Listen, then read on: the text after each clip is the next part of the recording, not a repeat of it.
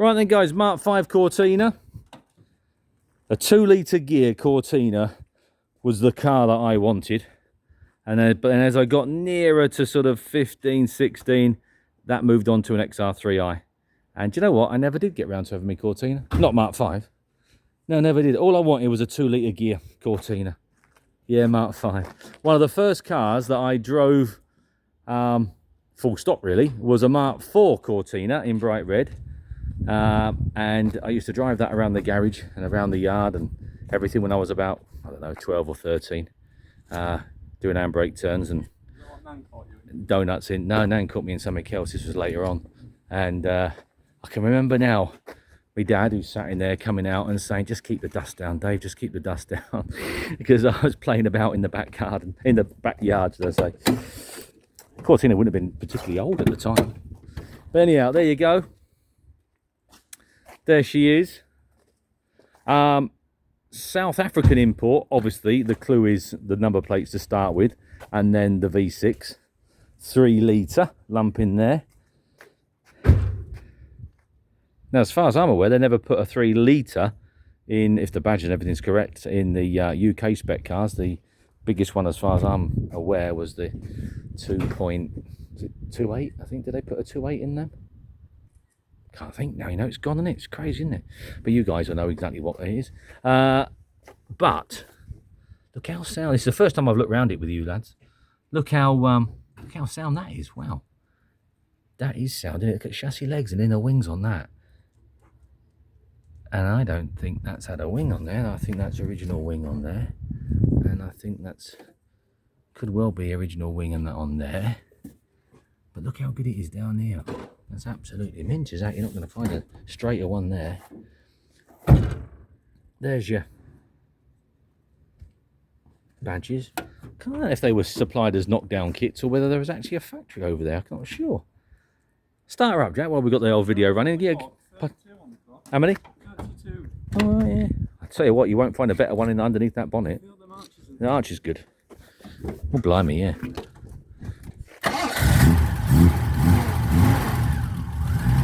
Yeah, look at that, and look at the lip of that bonnet there. It's still got all your bolts there, look, for your trim along the front. That's absolutely mint.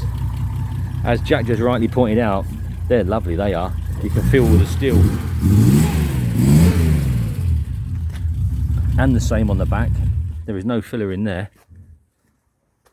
I know sometimes these cars that come into the UK aren't quite the same sort of models and things that we get over here.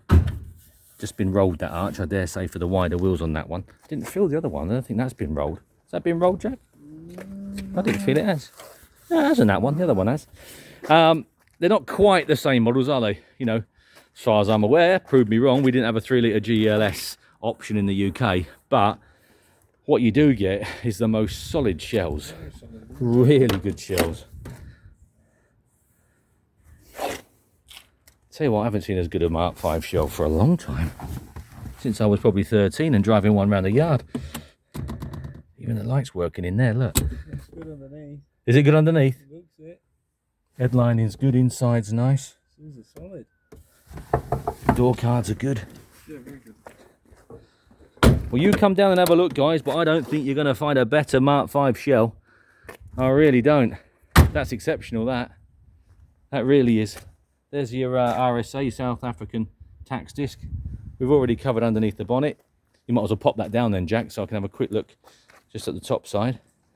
Underneath's good, says Jack, so it will be. Front balance in there, look, all spot on. We've just sold a South African XR3, and with very, very little work, you could make that pass as a UK car. And I think I'm right in saying the same with this. With very little work, you know, even down to stripes off, rear Venetian thing off, whatever you call it, and the right set of wheels on, all straight away it will start shouting English, wouldn't it? Because I know we don't tend to like these imported bits, do we? We're a bit narrow-minded with some of them, aren't we?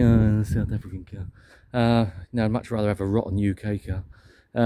But the XR3, the XR3 that's just gone out, I said on that video, with very little effort, you could fool everybody into thinking that was a UK spec car.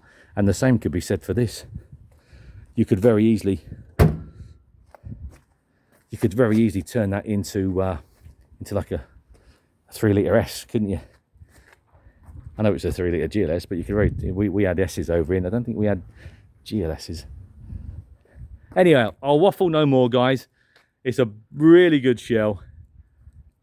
It's worth looking at. It's down at Pickering. The main viewing week is that week before the sale. Week or 10 days when we're not as hectic. We've got cars parked up and they're static, and it's just a lot safer for everybody. Now, if I'm right in saying, as a rule, the gentleman who's brought this over does get them UK registered and supply them with a UK plate. I don't know the ins and outs on this one, so please just confirm that with the office. But I would not be surprised. We've done 1 or 2 for the gentleman now, and I don't know of any that haven't wound up on UK registration documents with UK plates. I think he's got the hang of it now. So as far as I'm aware, that'll be the case with this. But do double check with the office, please. Thanks.